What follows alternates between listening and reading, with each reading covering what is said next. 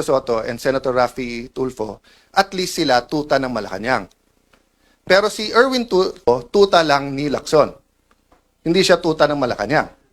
'Di ba? Kasi nga may hawak sa kanya si Senator Lacson na alam sa kanya. Kung sasabihin mong tuta, ano si Senator Lacson? Hindi na po tuta si Senator Lacson, aso na po siya. Matagal na po matagal na eh.